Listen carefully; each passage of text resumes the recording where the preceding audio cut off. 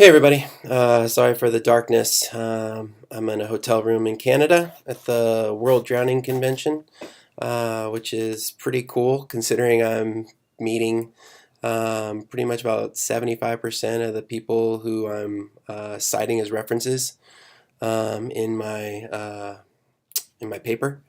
So it's an incredible gathering of some very smart people. Um, My presentation is on aquatic skill acquisition and the prevention of drowning in elementary age children. My first slide talks about how drowning is one of the leading causes of accidental death in children worldwide. The purpose of this study is to investigate the best practices for educational aquatic skill acquisition and the drowning prevention in elementary age children. And it goes over my three central research questions for my study. Uh, what are the factors that contribute to effective environments in the teaching of water safety lessons? What are the primary water skills you would teach um, to a child who has never been exposed to formal swim lessons? And what are examples of measurable skill tests which you would use in an elementary aged child's water competency, basically determining whether you feel they're water safe or not. Or some people say, can they go in the deep end? My next slide was a study called Learning to Swim, What Influences Success in Teaching Beginning Swimming. The study was conducted to find which water safety skills basically work in elementary or primary age children in the country of Australia. There's over 7,726 children aged 5 to 12 who currently, in some provinces now, I just learned that they've canceled the funding for a lot of provinces in Australia. But they want to know, are these kids, because they expect 100% of the children to know these 14 skills by the time that they leave primary school when they're 12. So they put these children through the tests, and what they found basically is that each year a child is in their program, they have a 2.5 times greater chance of getting to level 4. So whether that's when someone's 7, 8, 9, 10, 11, 12, and these levels continue through high school in Australia. So that was my next slide. The next slide is, can you swim in waves?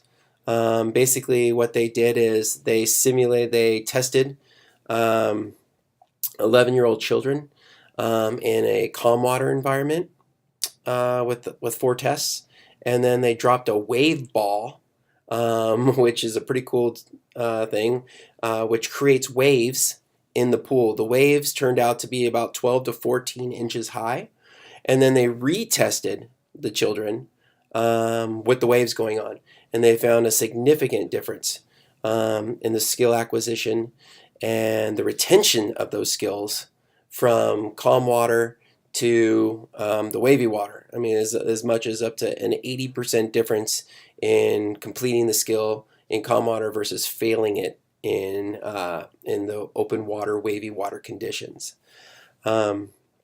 Which was, people kind of knew that, but there aren't a lot of pools where you can drop a wave ball or countries that allow you to do that. So it was great information to have. The next study was a study based on the ability to float. And since most drownings happen actually within 10 feet of safety, they happen because there's a sudden immersion into water. In this study, it was cold water, because there's something called a cold water shock effect, which really, basically when you fall in, it takes about 2 minutes before your heart rate goes back to where it was before you fell into the water. So what this study did is 29 kids, age 12 and 13, and it looked at when you fall in fully clothed, does that clothing actually help you with your natural buoyancy? So they tested them to see how buoyant they were, and then they went into the pool with all their clothes on, and they tested them again. And it turns out that clothing has a natural buoyancy effect, at least on children, and that buoyancy effect can last up to 2 minutes. Well, this is important because a cold water shock response lasts 2 minutes. So even if a child doesn't really know how to swim, they can float for 2 minutes based on this clothing. Now, there are other issues that the study doesn't get into about getting out of the water and that type of stuff, what happens after 2 minutes. But this is important because there are other studies that show that when you fall into the water clothed, there are certain strokes that are actually better than others in terms of survival, and breaststroke being the main one. So that was an interesting thing to find, that you don't have to be really a great swimmer in order to survive a sudden fall into the water, and don't panic, just float. The last study has to do with the methodology. I did a mixed methodology with both in the forms of a survey that has both quantitative and qualitative aspects to it. Some of the questions are yes, no. Some of the questions are on a Likert scale, and some of them are open-ended. 20 questions total. And so basically I approach swim schools. I'm doing the instructors, so you have to actually be a current instructor or manager, and work with children under, within the elementary age group. And that covers basically everything. I hope everyone else is doing well, and I look forward to